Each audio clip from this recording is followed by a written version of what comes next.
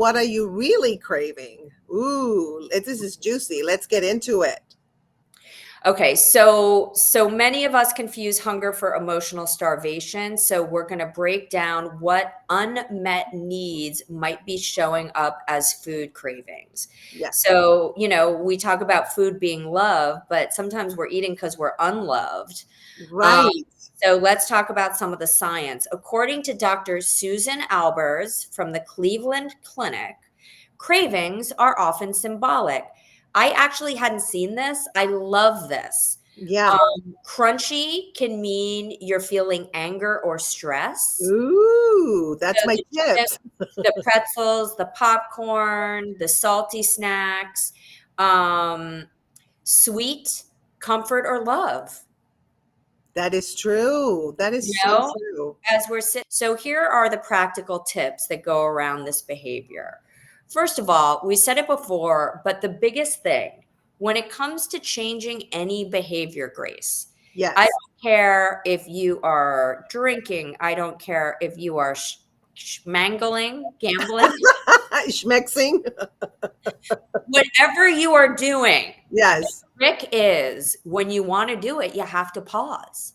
Yeah. That is how you change your behavior. So, can you pause? Can you try journaling before you eat?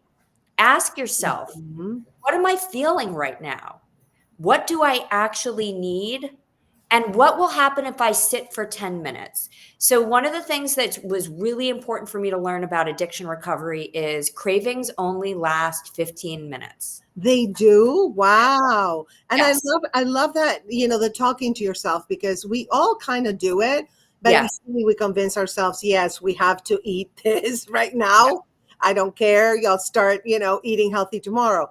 But sometimes, personally, I don't know about you, but sometimes when I crave sweets and I'm like, ooh, I would love some banana bread or something. Maybe I can stop by Starbucks or whatever, the drive through, which is easy. And then I'm like, really? No, because then, I start listing, okay, I'm going to get refined sugars, which are not good. I'm going to gain weight, then I'm going to have to exercise more.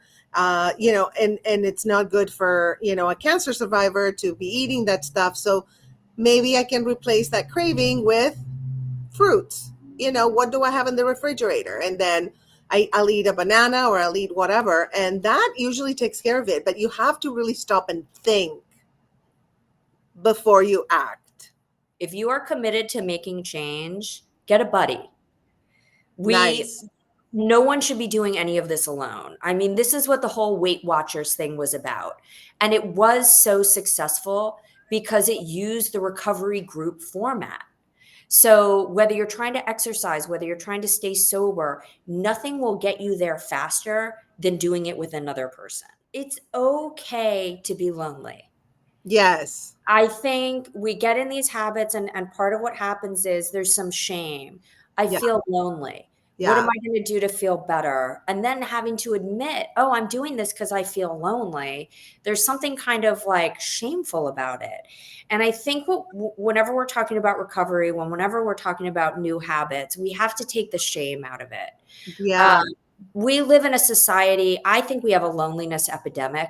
I really do. So I have no judgment about people who are drinking or eating or doing whatever to feel better right now. Where Hmm. we come in is if that isn't getting you the effect you're looking for, Yeah. if you realize these are unhealthy habits and you want to change them, that's where kind of we come in. But there's no shame in saying, listen, when I'm in a relationship, I'm not there with two things of popcorn. Let's be honest. Yeah. So, Unless it's, you're unhappy. When I was unhappy in my marriage, I ate everything. oh, fair enough. But, Yeah. the idea is when we are happy, when we Yeah. are with other people, and I have found I live in Florida now. I live across the street from my mom. We do some meals together.